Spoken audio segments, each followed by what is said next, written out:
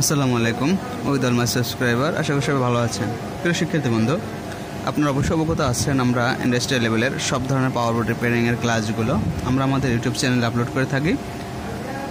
তো তার ধারাবাহিকতা আজকে একটি ক্লাস নিয়ে হাজির হলাম আপনাদের কাছে। আমরা আজকে যে ক্লাসটি দেবো সেটি হচ্ছে, আমাদের কাছে একটি পাওয়ার বোর্ড আছে, এটি হচ্ছে ব্রাদার S70-3000A মডেলের একটি পাওয়ার বোর্ড, অর্থাৎ সিঙ্গেল নিডেলের একটি পাওয়ার বোর্ড, টাচ স্ক্রিন। তো এর প্রবলেমটা হচ্ছে পাওয়ার আসে না।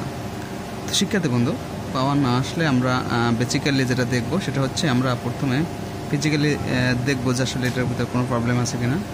আমরা প্রথমে দেখতে পাচ্ছি যে আমাদের এই ক্যাপাসিটিটা ফেটে গেছে, ফুলে গেছে, যে কারণে হয়তো আমাদের পাওয়ারে কোনো প্রবলেম হতে পারে। তো আমরা পাওয়ার সাইডের আগে যে ইনস্ট্রুমেন্টগুলো আছে, যে পার্টসগুলো আছে, একটু আমরা এগুলো চেক করে নেব এক নজরে। তো আমাদের এখানে একটা রেকটিফায়ার আছে, একটা এনটিসি আছে।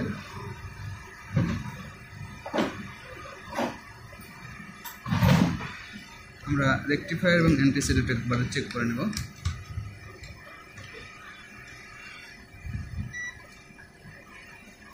মিটার আমরা ডায়োড সিলেক্ট করব, তারপর আমরা রেকটিফায়ার একবার চেক করে নেব।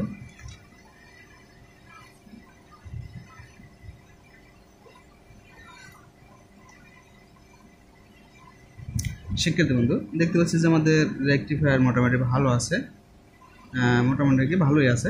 তারপর আমাদের এনটিসিটা আমরা চেক করে নেব। এনটিসি চেক করতে গেলে তো মিটার অবশ্যই আমাদের বার্জার সিলেক্ট করতে হবে।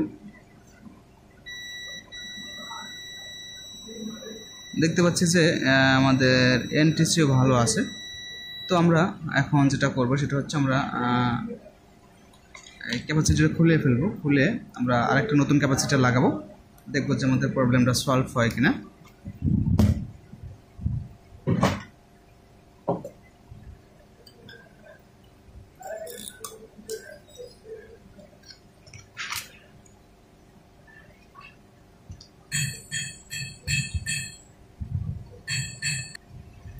শিক্ষার্থী বন্ধু, আপনারা অবশ্যই অবগত আছেন আমরা ইন্ডাস্ট্রিয়াল লেভেলের সব ধরনের পাওয়ার বোর্ড রিপেয়ারিং একটি কোর্সের ব্যবস্থা করছি।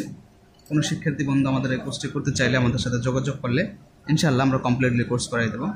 তো আমরা ক্যাপাসিটিটা খুলে নেব।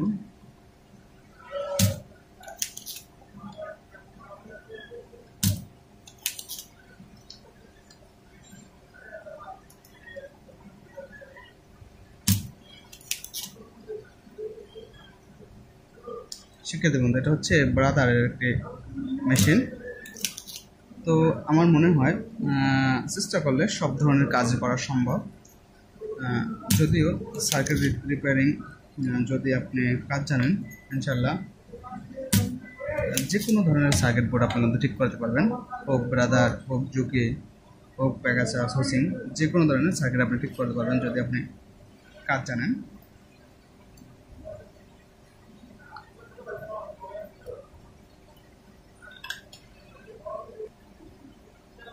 শিক্ষার্থী বন্ধু, আমরা এখন অন্য একটি ক্যাপাসিটার আমরা লাগাবো।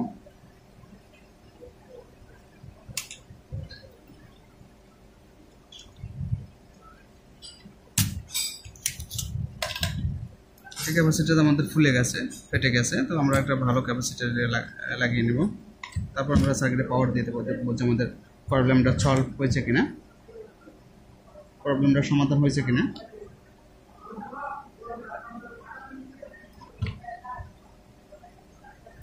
ক্যাপাসিটার হচ্ছে নাম্বার হচ্ছে 470 মাইক্রোফ্যারাড, 450 ভোল্টের ক্যাপাসিটার। অবশ্যই প্লাস মাইনাস দেখে অবশ্যই লাগাবেন।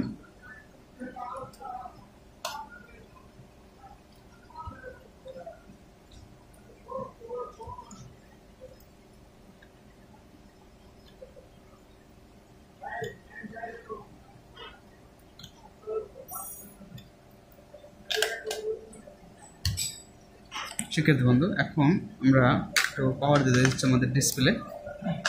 তো আমরা একবার একটু পাওয়ার দেবো। পাওয়ার এটা হচ্ছে 220 ভোল্টের, এখানে আমরা 220 ভোল্ট এসি ভোল্টেজ দেবো। আমরা ডাইরেক্ট পাওয়ার, অবশ্যই ডাইরেক্ট পাওয়ার দেবো না, কারণ হচ্ছে আমরা সার্কিট কিন্তু কাজ করতেছি। সার্কিটে যদি কোনো ধরনের শর্ট থাকে তাহলে কিন্তু ডাইরেক্ট পাওয়ার দিলে সার্কিট আপনার শর্ট সার্কিট হতে পারে, ফায়ার করতে পারে। সেজন্য আমরা অবশ্যই পাওয়ার দিলে আমরা সিরিজ লাইনে পাওয়ার দেব।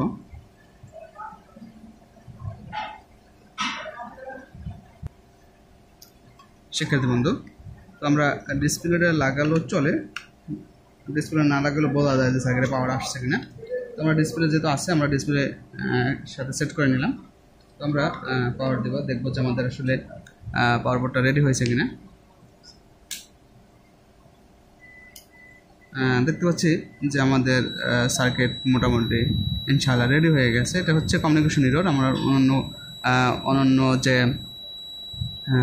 কানেকশনগুলো যেগুলো আমাদের লাগানো নাই দেখে এর 90 আসছে, যে প্যাডেল ইউনিট লাগানো নাই, সিলিন্ডার লাগানোর অনেক কানেকশন আছে। আমাদের প্রবলেমটা কিন্তু সলভ হয়ে গেছে। আমাদের এই ক্যাপাসিটিটি খারাপ ছিল, যে কারণে ক্যাপাসিটি ফেটে গেছে, যে কারণে আমাদের পাওয়ার আসতো না, সার্কিটে শর্ট সার্কিট দেখাইতো। তো শিক্ষার্থী বন্ধু, এভাবেই আমরা step by step, part by part আমরা আমাদের স্টুডেন্টদের কাজ শিখিয়ে থাকি এবং আমরা সব ধরনের মাদারবোর্ড রিপেয়ারের কাজগুলো করে থাকি আমাদের ল্যাবে। যত ধরনের সুইং রিলেটেড যত ধরনের মাদারবোর্ড আছে, হোক ব্রাদার হোক, জকি হোক, প্যাকাচাক হোক, কোচিং হোক, জ্যাক, জজি, যে ধরনের মাদারবোর্ড আসুক না কেন আমরা সব সুন্দরভাবে আন্তরিকতার সাথে কাজ করে থাকি এবং আমাদের স্টুডেন্টদের আন্তরিকতার সাথে কাজ শিখিয়ে থাকি।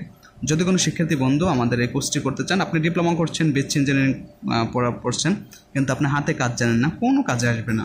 যদি আপনি পড়াশোনা প্লাস যদি হাতে কাজ জানেন, ইনশাল্লাহ আপনি ডেভেলপ করতে পারবেন। তো শিক্ষার্থী বন্ধু, আজকে পর্যন্তই। আমরা মেশিনে একটু লাগিয়ে দেখব যে আসলে আমাদের মেশিনটি চলে কিনা। আমরা মেশিনে বোর্ডটি ফিটিং করে ফেলছি, এখন আমরা চালিয়ে দেখব যে আসলে আমাদের মেশিনটি ঠিক আছে কিনা।